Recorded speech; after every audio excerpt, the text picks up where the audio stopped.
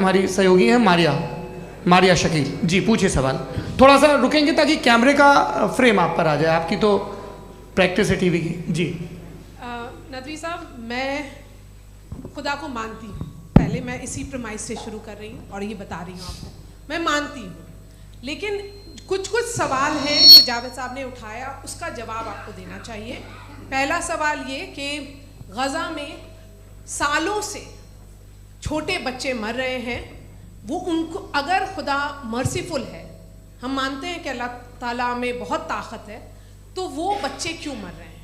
दूसरी बात ये कि अगर कंटिजेंसी की जो आप बात करते हैं, पूरे मुस्लिम ममालिक मिल करके भी उन गज़ा के बच्चों को क्यों नहीं बचा पा रहे हैं? क्योंकि अगर वो चाहते, क्योंकि अल्लाह ताला उन पर हुकूमत करते हैं, सब पर हुकूमत करते हैं, तो वो उनको क्यों नहीं बचा? जी थैंक यू वेरी मच। बहुत अच्छा किया आपने इस चीज़ को जिक्र कर दिया, मैं इसको और अच्छे से एक्सप्लेन करने की कोशिश करता हूँ। देखें, जहाँ तक आपने कहा कि गज़ा के बच्चों को मारा जा रहा है, देखिए दो वर्ल्ड व्यू है, एक एथीस्टिक वर्ल्ड व्यू, एक थीस्टिक वर्ल्ड व्यू है। बच्चे मर रहे हैं दोनों वर्ल्ड व्यू में, लेकिन हमारा वर्ल्ड व्यू कह रहा है कि रिकॉम्पेंस है, ये कह रहे हैं कि उनका मरना बेकार जाने वाला है, कोई उसका रिकॉम्पेंस नहीं है, चूंकि इनके यहाँ आखिरत और अल्लाह का कोई तसव्वुर या गॉड का कोई तसव्वुर नहीं है। आपने ये सवाल किया कि गॉड मर्सीफुल है, क्यों नहीं रोकता? ये मैंने बताया कि ये मिसकंसेप्शन है लोगों के दरमियान कि गॉड को सिर्फ मर्सीफुल और ओमनीपोटेंट समझते हैं। गॉड के सिर्फ यही दो एट्रीब्यूट्स नहीं हैं, गॉड के कई सारे एट्रीब्यूट्स हैं, उनमें से अल हकीम भी है, उनमें से ऑल वाइज भी है, ऑल नोइंग भी है।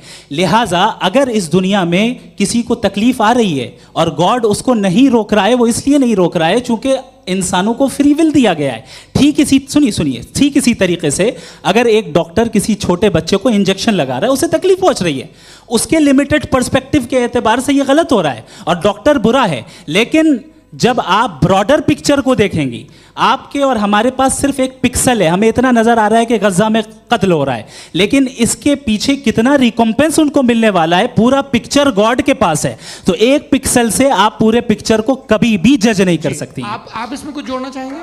आपको कुछ बोलना है इसमें? भैया आपने बहुत अच्छा जस्टिफिकेशन दिया, या आप वो जो वहाँ के प्राइम मिनिस्टर इजराइल के उन्हें भेजिए, वो बहुत खुश होंगे। आप जस्टिफिकेशन दे देना कि अगर गॉड नहीं है तो बच्चे क्यों मर रहे हैं, आप बताएं। वो ये सवाल पूछ रहे हैं कि अगर आप ईश्वर का अस्तित्व नहीं मानते हैं तो उन बच्चों की मौत को आप कैसे इंटरप्रेट करते हैं?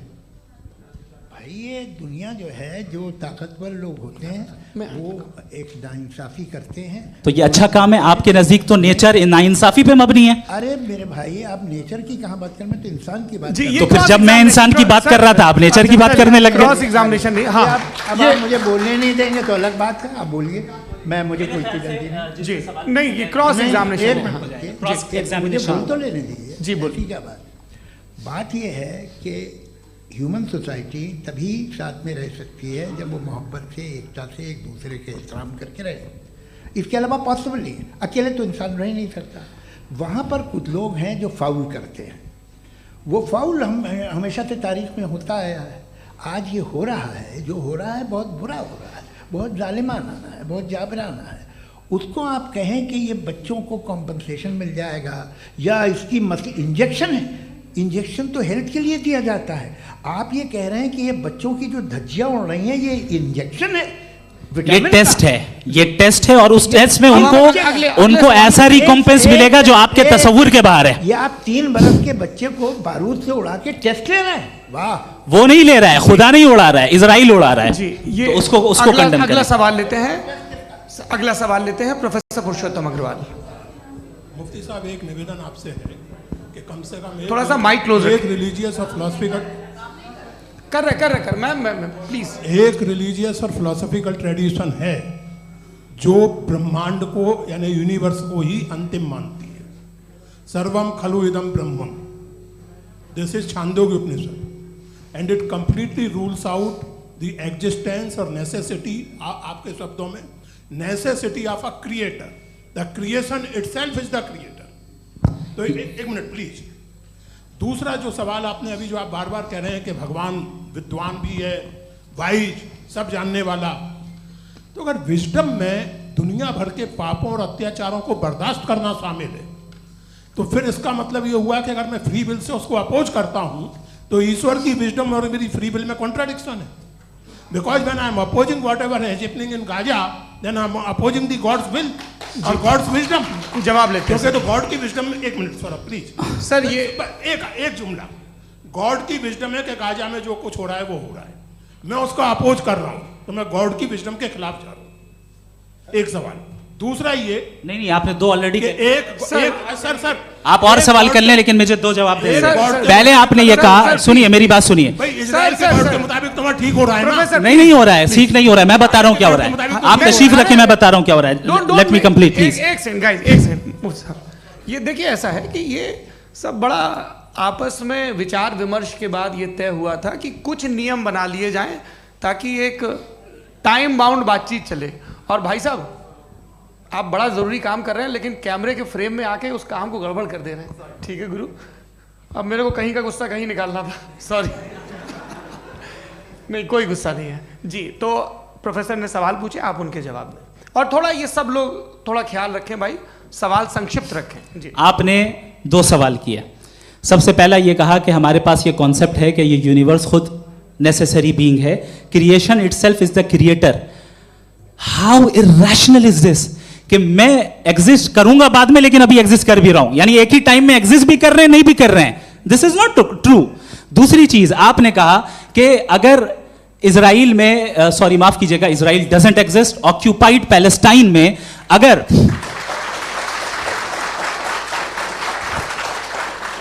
ऑक्यूपाइड पैलेस्टाइन में बच्चों को मारा जा रहा है फ्री विल की वजह से और गॉड नहीं रोक रहा, ये कॉन्ट्रडिक्शन है. ये बताइए कि एक एग्जाम में एक बच्चा गलत आंसर लिख रहा है. सुनिए, एग्जामिनर चाहे तो रोक सकता है, क्यों नहीं रोक रहा है?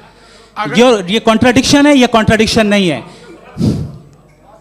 माइक नहीं सर, ये आपस में जी, ये क्या आपका सवाल? माइक दीजिए. फ्री विल दिया गया है टेस्ट के लिए, अकाउंटेबिलिटी के लिए. अगर फ्री विल नहीं होता तो आप कहते हैं हमें रोबोट बना दिया गया. Not misrepresent my position. आपकी जो भी पोजीशन, मैं अपनी फ्री विल के नाते, अपने ह्यूमन विजडम के नाते गाजा में हो रही अत्याचार का विरोध करता हूं. बिल्कुल करना चाहिए. आपके हिसाब से मैं गॉड की विजडम का विरोध कर रहा हूं? बिल्कुल नहीं, जो हो रहा है गॉड की, बिल्कुल भी नहीं, बिल्कुल भी नहीं. उसका वहां पर गाजा में कत्ल होना ये इंसानों के गलत इस्तेमाल का नतीजा है, फ्री विल के इस्तेमाल का नतीजा है. गॉड इसका हुक्म नहीं देता, उससे रोकता है. यही तो मसला है ना. आपके लिए कॉन्सेप्ट क्लियर नहीं नहीं भाई, आपने तो बताया था इंजेक्शन लगाने से बच्चे को तकलीफ होती है. ये इंजेक्शन लगा. सर आप ऐसे रेटोरिक स्टेटमेंट दे तब तो कोई मसला नहीं समझते रहेंगे. This is a rhetoric statement, this is not a logical argument sir. I am sorry. आखिरी 30 मिनट बड़े मुश्किल होने वाले हैं जी. मुफ्ती साहब आगे बैठे हैं, इनको माइक दीजिए. हाँ, तरुण माइक आप अपने पास रखिए, आपको कैमरे का फ्रेम पता है जी. सबसे पहले दोनों को मुबारकबाद. एक सर अपना आप नाम बता दें. आप अमेरिका में शिकागो में रहते हैं, इतना मुझे याद है. बताया आपको. यासिर नदीम अलवाजदी मेरा नाम है. जावेद सर, आपसे एक क्वेश्चन है इन्फिनिट रिग्रेस के ताल्लुक से. एक हाइपोथेटिकल सिनेरियो है. मसलन अगर आप सर माइक थोड़ा सा प्लीज क्लोज रखिए जी.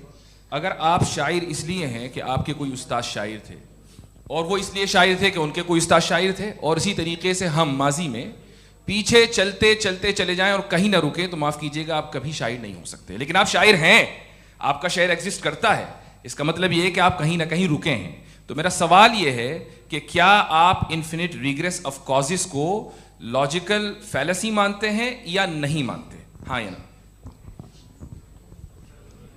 मैं इन्हें लॉजिकल फैलेसी नहीं मानता हूँ, लेकिन मेरा प्रॉब्लम यह है कि जब मैं नहीं मानता हूँ तो I will continue with this logic जो फैलेसी नहीं हो.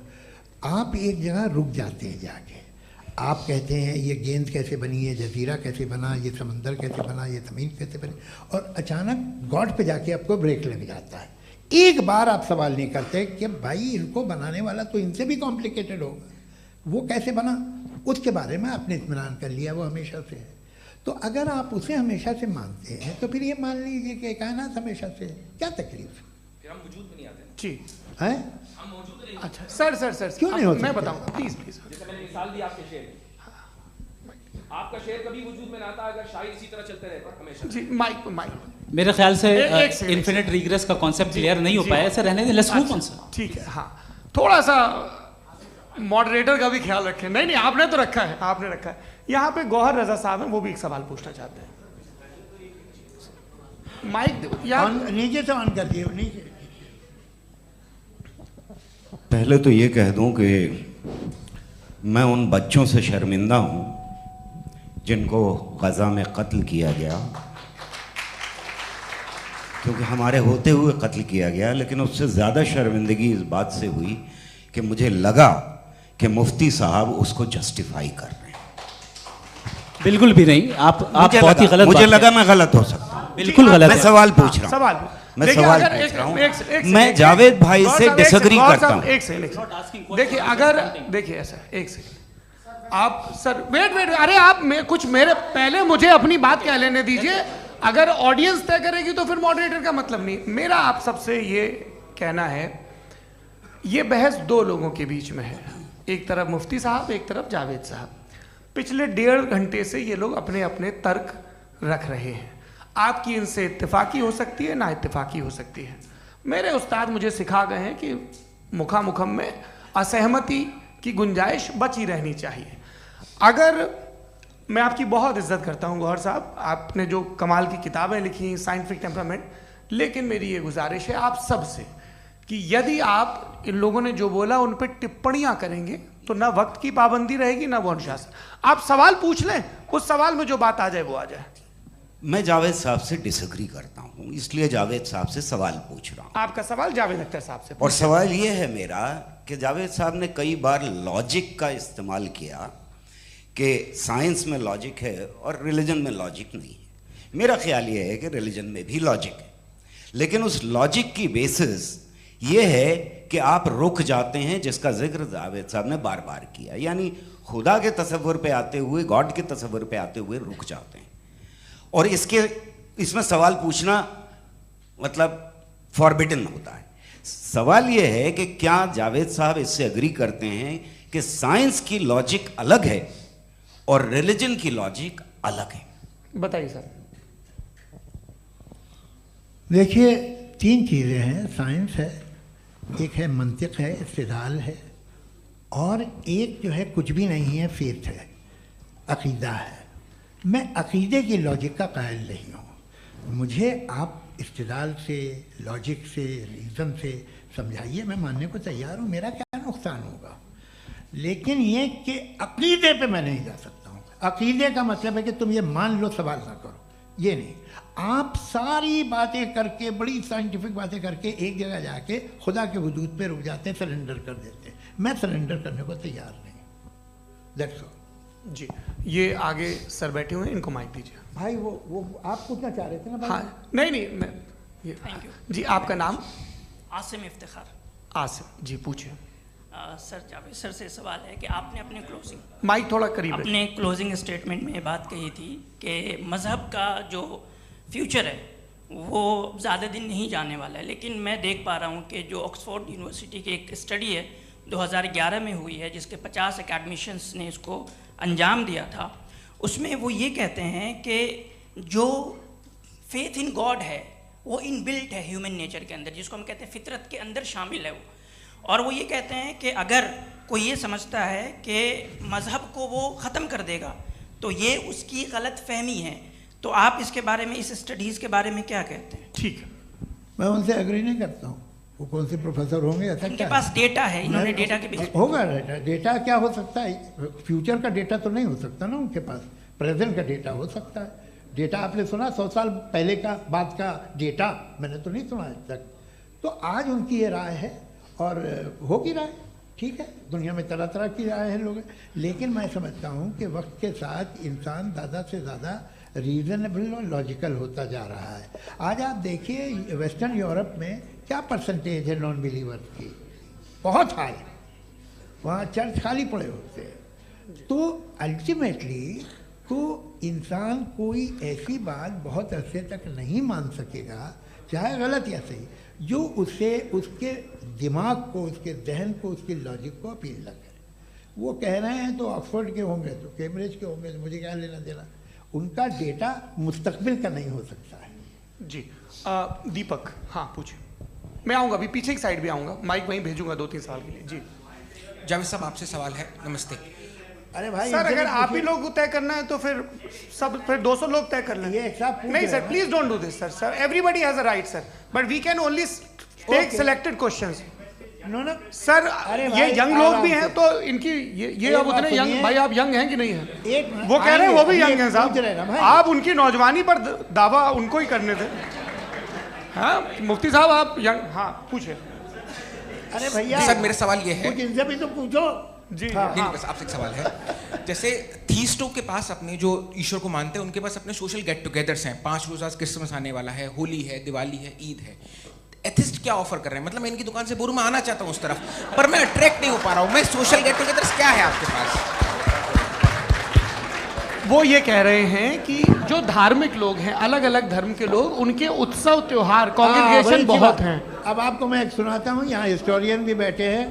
मृदुला जी आप बताइएगा सही है कि नहीं। ये एक कॉन्स्टेंटाइन एक ग्रीक रोमन बादशाह था जो क्रिश्चियनिटी आने के 400 साल बाद उसने डिसाइड किया कि मैं क्रिश्चियन हो जाऊंगा, मेरी पूरी स्टेट कैंसिल हो जाएगी।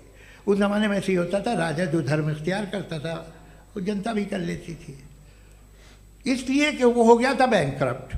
और उसे जो मेडिटेरियन कोस्ट के रिच क्रिश्चियन वो थे मर्चेंट, उससे पैसा चाहिए था। तो उसने कहा यार क्रिश्चियन हो जाओ। तो उसने अपने वजीर से कहा कि भाई ये हिस्ट्री है कि अब हम लोग क्रिश्चियन हो जाते हैं। पहले सर हो जाएंगे, कोई प्रॉब्लम नहीं है, लेकिन एक प्रॉब्लम ये है कि 17 दिसंबर से 25 दिसंबर तक जो पेगन फेस्टिवल होता, जो पेगन थे वो लोग, जो फेस्टिवल होता है वो बंद हो जाएगा, इसलिए कि हम क्रिश्चियन हो गए तो होगा नहीं। तो वो बच्चों को बहुत बुरा लगेगा, पब्लिक को बहुत इन्जॉय करते हैं, खासतौर से 25 को मेन डे। उसने कहा हाँ ये तो सही कह रहे हो। ये जीसस क्राइस्ट की पैदाइश कब थी? पहले साहब वो अप्रैल में थी। नहीं कट करो, वो 25 दिसंबर को है। ये हकीकत है जी। और 400 साल बाद क्रिश्चियनिटी के अप्रैल से दिसंबर ले आए, और इसलिए कि यहाँ पेगन फेस्टिवल होता था। अब मनाते हैं आप आराम से। ये जो सारे फेस्टिवल हैं ये रिलीजन से, हर एक को एक इंटरटेनमेंट डिपार्टमेंट चाहिए होता है अपनी कंपनी चलाने के लिए। तो ये रिलीजन ने, ये सेकुलर त्यौहार थे जिन्हें रिलीजन्स ने ले लिया है। ये मौसम के थे, फसलों के थे, किसानों के थे, उसको आपने लेके रिलीजियस रंग दे दिया। ये कोई रिलीजन से थोड़ी आए आप। अच्छा हमें देखिए, हम तो मुल्द हैं, हम ईद मनाते हैं, हम दिवाली मनाते हैं, हम होली मनाते हैं, हम क्रिसमस मनाते हैं। बम्बई की फिल्म इंडस्ट्री की सबसे बड़ी होली हमारे घर में होती है, सबसे बड़ी ईद हमारे घर में होती है। वो हमारी सोशल वो है, हमारा हेरिटेज है। ऐसा थोड़ी है कि we will throw the baby along with the water. ये तो अच्छी चीज़ है, इन्हें रखो, जो बेकार है फेंक दो। जी हाँ हेलो जी, मेरा सवाल नादवी जी से है। जैसा कि आपने बोला कि गॉड टाइम के भी परे हैं और गॉड इतनी कॉम्प्लेक्स चीज़ है कि उसे ह्यूमन माइंड समझ नहीं सकता, और गॉड ने अर्थ पे फ्री विल भी दे दी है, तो आप अपना वक्त ज़ाया क्यों कर रहे हैं गॉड के बारे में बात करके? अपन को तो बात करनी चाहिए कि सोसाइटी को बेहतर कैसे करें। जी, मैं गॉड वही बताता है सोसाइटी को कैसे बेहतर करे। अभी मैं आपका जवाब देता हूँ। आपने कहा कि टाइम पे वो एग्जिस्ट नहीं करता, सो मेरा सवाल ये है कि जैसा आपने बोला कि गॉड बहुत ही कॉम्प्लेक्स चीज़ है, मैंने और कहा ही नहीं कि कॉम्प्लेक्स है, तो आपके अल्फाज हैं। कॉम्प्लेक्स का लफ्ज गॉड के लिए सुइटेबल नहीं है। क्यों? क्योंकि कॉम्प्लेक्स वो चीजें होती हैं जो ऑब्जेक्ट हो। God is not an object जिसको आप इंस्ट्रूमेंट के जरिए लेबोरेटरी में जाके टेस्ट करें, oh it's very complex. No, वो कोई कार का इंजन नहीं है। मेरा वो फिलोसॉफिकली नेसेसरी बीइंग ऐसी बीइंग है जो सिंपल बीइंग है। हाँ, आप उसको मुकम्मल तौर पे उसकी तमाम हिकमतों को जान ले और हर चीज को जान ले, ये पॉसिबल नहीं है, क्योंकि वो ऑल वाइज है, आप ऑल वाइज नहीं है, और वो खुदा है, वो आपको सारी चीजें बता दे, ये जरूरी नहीं। मेरा सवाल ये नहीं था, मेरा सवाल ये था कि जब गॉड इतना परे है इस दुनिया से कि उसने अर्थ पे फ्री विल भी दी है, हम सब ह्यूमंस की फ्री विल है, और जो सोसाइटी में हो रहा है वो अपन लोग डिसाइड करेंगे, तो अपन लोग डिसाइड नहीं करेंगे ना, अपन लोग डिसाइड नहीं करेंगे। गॉड जो है, गॉड ने वो उसकी जात, उसकी एग्जिस्टेंस टाइम एंड स्पेस से परे है, लेकिन वो हमारा टेस्ट ले रहा है, और उसी गॉड ने हमें बताया कि तुम्हें क्या करना है क्या नहीं करना है, तो जाहिर उस गॉड की बात सुनेंगे ना। जी, वो पीछे एक चश्मा लगाए जो मैम खड़ी हैं, उनको दीजिए। हाँ आप जी जी बिल्कुल आएंगे, है ना? देखिए मैं कोशिश कर रहा हूँ सब तरफ जाने की। हाँ उनको दीजिए माइक जी। हेलो सर, मैं ओमनी प्रेजेंट नहीं हूँ, टाइम पाबंद हूँ और जहाँ तक कोशिश कर सकता हूँ करूँगा जी। अपना नाम बताइए। मेरा नाम उर्सुला है, मैं दिल्ली यूनिवर्सिटी की एक स्टूडेंट हूँ और मैं स्टूडेंट फेडरेशन ऑफ इंडिया से हूँ। मेरा सवाल मुफ्ती जी से है कि इस हॉल के इस कमरे में बैठ के हम लोग रेप की मोरालिटी के बारे में फिलोसफिकली बात तो कर सकते हैं, बट असलियत ये है कि रोज़मर्रा की ज़िंदगी में औरतें रेप के थ्रू गुजरती हैं और हम लोग सिर्फ नंबर्स पे इस तरह नहीं देख सकते, क्योंकि कितनी औरतें हैं इन कंट्रीज़ में जहाँ पे आप बता रहे हैं कि केसेस कम हैं, जिनका एक्सेस है कि वो जाके केस फाइल कर सकें। कितनी औरतें हैं जो जिनको काम करने की आज़ादी है उन कंट्रीज़ में। यूरोप में ये आज़ादी आ गई, यूरोप में ये रूल्स आ गए, तो हम आज उसके बारे में बात कर पा रहे हैं। जी जवाब। आपने ये कहा कि कमरे में बंद होकर हम लोग इस पर फिलोसफिकली बात कर सकते हैं, लेकिन हकीकत में क्या हो रहा है, वो ग्राउंड लेवल पे क्या हो रहा है, जो बहुत गलत हो रहा है और वो सफ़र कर रही हैं। आई एग्री, बहुत गलत हो रहा है और जो गलत हो रहा है उसको हमें रोकना है। और क्यों रोकना है, वो गलत क्यों है, हमारे पास इसका ऑब्जेक्टिव फाउंडेशन है, इनके पास उसका ऑब्जेक्टिव फाउंडेशन नहीं है। मैं ये कहना चाह रहा हूँ कि जहाँ पे भी जुल्म हो रहा है, जहाँ पे भी औरत पे जुल्म हो रहा है या उसकी इज्जत लूटी जा रही है या उसे तकलीफ पहुँचाई जा रही है, और सिर्फ औरत नहीं किसी इंसान के ऊपर भी जुल्म हो रहा है, तो उसके खिलाफ खड़ा होना, ये मॉरलिटी हमारे पास गॉड के पास से आई है। वरना जावेद साहब तो कह रहे हैं कि जो है मेजॉरिटी डिसाइड करेगी, तो मेजॉरिटी तो कभी भी बदल सकती है। क्या आप हाँ। ये थोड़ी सी आपको गलतफहमी है। मैं अगर मेरे जुमले से ये मदना निकला या मैंने कहा तो ये जुमला मैं वापस लेता हूँ, ये मेरा मतलब ही नहीं था कि मेजॉरिटी डिसाइड करेंगे। मेजॉरिटी डिसाइड करे तो दुनिया में बड़ी, वैसे आपने कहा था ये जुमला। अच्छा हो सकता है, मैं मान रहा हूँ, बाद में रिकैप कर लेंगे। अरे एक सेकंड मैं अपनी एक्सप्लेनेशन दे रहा हूँ। मुनासिब बात यह है कि हम सब के सब दिल में जानते हैं कि क्या अच्छा है क्या बुरा है, हमें पता है अच्छी तरह से। जो लोग बुरे काम करते हैं उन्हें भी मालूम अच्छा क्या है। यही तो सवाल था हजरत कि फिर ये मोरालिटी आई कहाँ से? Cross examination. हाँ जी हाँ। मोरालिटी साथ रहने की डिजायर से आई है, यानी साथ रहकर जो कुछ कह दे जो कुछ कर दे वो हो जाएगा? नहीं नहीं, तो आप कायदे से रह ही कर सकते हैं जब तक लोगों में मोरालिटी हो, वरना क्यास हो जाएगा। ये आपको कैसे पता? जी हमने देखा ना, जहाँ मोरालिटी का क्यास हो गया, हम देखते हैं। कहाँ पे देखते भाई? दुनिया में। आप जो कह रहे हैं, आप कहीं पे अगर गलत हो रहा है इस बहस तो के उसको बाद आप में गलत देखिए। आप एपिस्टेमोलॉजी की बात कर रहे हैं, मैं ऑन्टोलॉजी की बात कर रहा हूं। मैं इस बहस फाउंडेशन के बाद क्या आप दोनों लोगों को चाय पे फाउंडेशन होस्ट करूंगा, वहां पे क्रॉस एग्जामिनेशन कर लीजिएगा। अभी ऑडियंस का हक मार रहे हैं आप लोग भाई। सर जस्ट लोग हैं आप लोग। और ये भाई ये हाँ उधर आएंगे, उधर जी सर आएंगे। अच्छा सर मेरा नाम लईकुर रहमान है और मैं अलीगढ़ मुस्लिम यूनिवर्सिटी का स्टूडेंट हूँ। और जहाँ तक मुझे पता है कि sir you are also product of Aligarh Muslim University. मैं भी उसी चमन का बुलबुल। हाँ सर, तो बहुत खुशी हुई मुझे जान करके कि मैं आपसे मिलूंगा। सवाल सर, मेरा सवाल यह है, सर सैयद अलैहि रहमा का नज़रिया ये था कि खुदा के वजूद को अक़ल के दायरे में रह कर के तलाश करना, न कि पूरी तौर से उसका इनकार कर देना। Sir how will you define it? नहीं तो ये तो आप इन्हें बताइए। ये सवाल आपसे खुदा का वजूद साबित कर रहे हैं तो सर आपने इनकार कर रखा है, इस वजह से मेरा क्वेश्चन उन्होंने यही सर से एक सेकंड सर सैयद ने यही कहा ना कि अक्ल से आप खुदा के वजूद को साबित नहीं कर सकते, यही कहा ना भाई। वो उन्होंने कहा कर सकते हैं और वो कर दिया गया आज। वो फोन तलाश करना या साबित करना अक्ल से नहीं हो सकता। अरे सवाल तो सुन लीजिए जी। अक्ल से नहीं हो सकता है, यही कहा ना आपने। अक्ल से हो सकता है, अरे वो यही कह रहे हैं भाई, आप बता रहे हो सकता है, वो तो कुछ और। आप अगर सर देखो नौजवान फोन ले लो, वो इतनी कमाल की यूनिवर्सिटी है। अरे भाई दे दो ना जरा, एक मिनट दे दो भाई, मेरी बात सुनो, माइक पे बोलो ताकि जो लाखों लोग देख रहे हैं। माइक दे दो ना। अरे देंगे ना माइक, तुम ठहरो तो।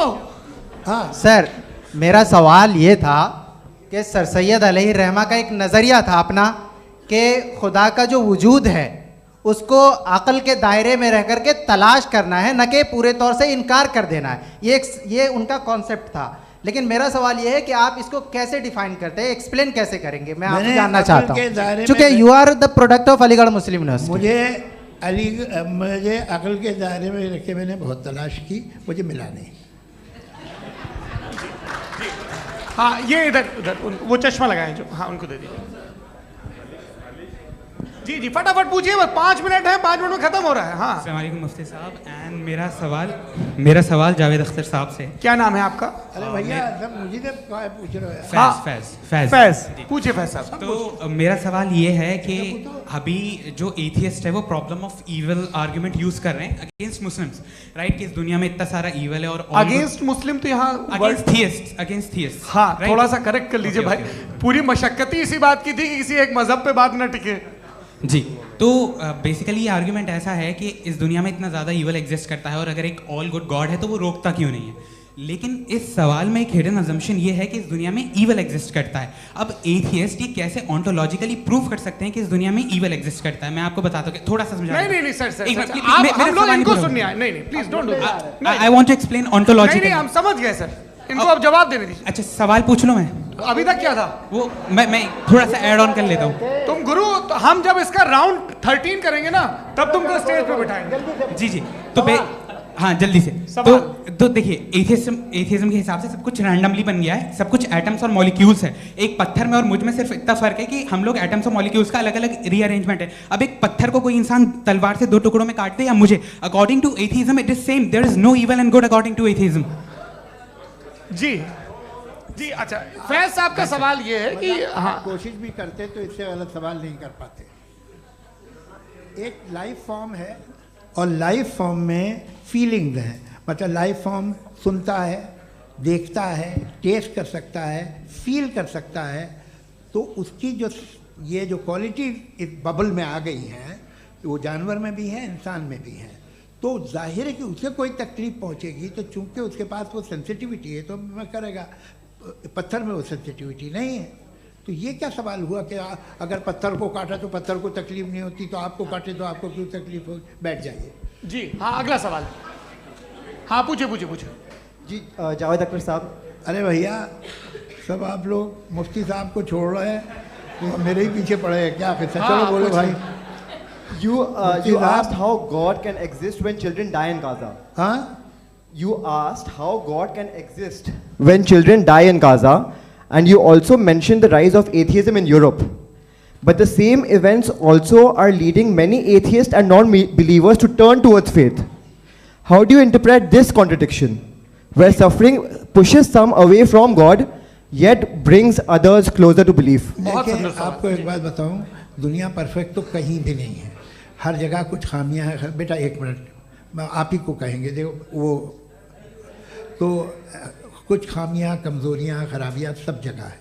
लेकिन अगर देखोगे ईमानदारी से कि दुनिया सबसे ज़्यादा महज़ब कहाँ है, एक आम शहरी को कहाँ हुकूक हासिल हैं, वो बोल सकता है, अपनी मर्ज़ी से काम कर सकता है, अपनी मर्ज़ी से राय दे सकता है, हुकूमत के ख़िलाफ़ बोल सकता है, बरसरे इक़्तिदार लोगों के बारे में बोल सकता है, सरमायादारों के ख़िलाफ़ बोल सकता है। तो आपको ये स्कैंडिनेवियन कंट्रीज़ में मिलेगा, वेस्टर्न यूरोप में मिलेगा। मैं नहीं कह रहा वो परफेक्ट है, बिल्कुल नहीं, वहाँ बहुत ख़राबियाँ भी हैं, परफेक्ट तो कोई नहीं। लेकिन जिन जिन मुल्कों में, लैटिन अमेरिका देखो, गल्फ़ देखो, वहाँ पर आपको ये ज़रूर है कि रेप नहीं होते होंगे। रेप की ज़रूरत क्या है भाई? उसको तो ख़रीद लो, घर में रखो, सड़क पर रेप करने की क्या ज़रूरत है? मगर सुनिए, मगर हकीकत ये है कि वहाँ शख्सी आज़ादी राय देने की, बोलने की नहीं है। जी ये एक आखिरी सवाल मुफ्ती साहब से। हाँ मैम इनको माइक दीजिए। शुक्रिया। मेरा नाम मनीषा है, मैं हरियाणा से आई हूँ। मैं मुफ्ती साहब से एक बात पूछना चाहती हूँ। आप बार बार जावेद साहब को कॉन्ट्राडिक्ट तो कर रहे हैं कि आपने ये कहा, लेकिन आप भी अजम्पशंस के बेसिस पे बात कर रहे हैं। आपने खुदा के होने का कौन सा प्रूफ पेश किया है, खुदा की एग्जिस्टेंस का? अब इस सवाल को अलग रहने दीजिए, कौन एथीस्ट है कौन नहीं है। और दूसरी बात जो आपने एक छोटी सी कही थी कि ये फ्री विल का इस्तेमाल करता है इंसान अपनी, लेकिन इस फ्री विल का इस्तेमाल में मतलब खुदा ने ये दे दी सबको ये इजाज़त कि वो कितना घिनौनापन और कितने ज़्यादा ख़राब से ख़राब तरीके इस्तेमाल कर सकते हैं। जवाब सुनते जी। आप फ्री विल को मानती है ना, या अब कहती है कि फ्री विल नहीं है ना? मानती है ना? तो अब आपके पास इसका कोई एक्सप्लेनेशन नहीं है कि अगर एक इंसान उस फ्री विल का इस्तेमाल करके गलत काम कर रहा है और बच के अच्छी ज़िंदगी गुजार के निकल जा रहा है, उसका कोई रिकम्पेंस नहीं है। हमारे वर्ल्ड व्यू में जो इंसान गलत काम कर रहा है उसको भी रिकॉम्पेंस यानी उसका बुरा बदला मिलना है, और जो सही काम कर रहा है उसको सही बदला मिलना है। लिहाजा जो फ्री विल है वो इस तरीके से है कि एक लिमिटेड टाइम तक खुदा ने मोहलत दी है। ऐसा नहीं कि छूट दे दी, जो करना है करते रहो हमेशा। वक्त आएगा जब एग्जाम का टाइम खत्म होगा तब रिजल्ट आएगा, दौराने एग्जाम जबरदस्ती आपको नहीं बताया जाएगा। अरे भाई एक सेकंड, जी, एक सवाल मुफ्ती साहब से मेरा, मुफ्ती साहब से एक सवाल, रुक जाइए, आपसे फोन, आप इसके बाद आपसे यही रहेंगे वो। हाँ, बोलिए। मैं मुफ्ती साहब एक ही सवाल करता हूँ कि अगर जो हो रहा है फ्री विल से हो रहा है और एक दिन बरोज़ क़यामत इंसाफ होगा मैशर में वगैरह वगैरह, तो दुआ क्यों मांगते हैं लोग?